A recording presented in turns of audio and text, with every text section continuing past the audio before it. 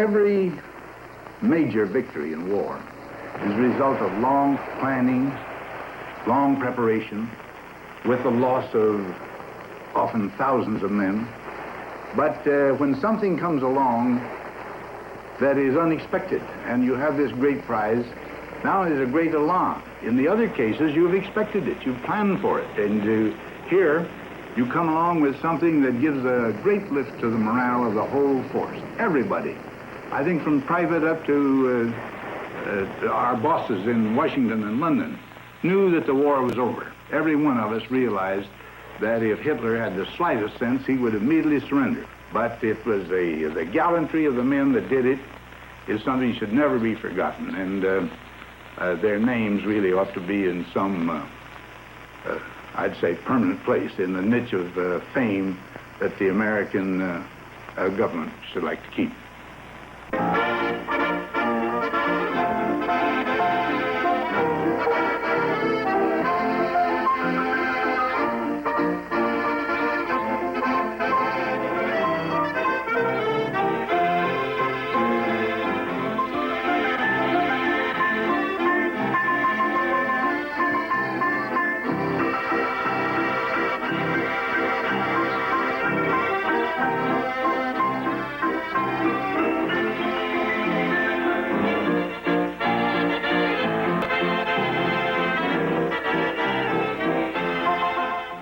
For a period of about 7 days, my unit, the Combat Engineer Battalion, worked hand in hand with a bridge construction outfit that was more or less in charge of erecting the dismembered pieces of iron and steel that were the upper part of the bridge. Ours was mainly the job of the flooring of the bridge. This was a railroad bridge, by the way.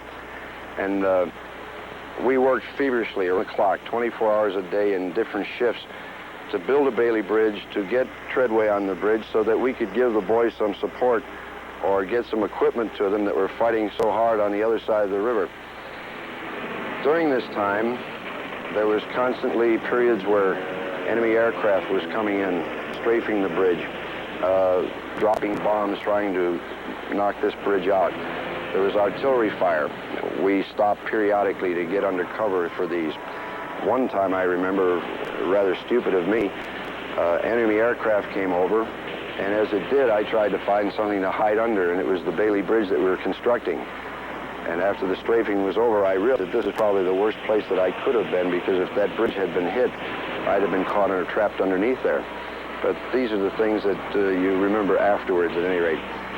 This was a constant turmoil. It was men racing against time, that we needed help for those fellows over there, and we were working real hard, equipment flying all over the place.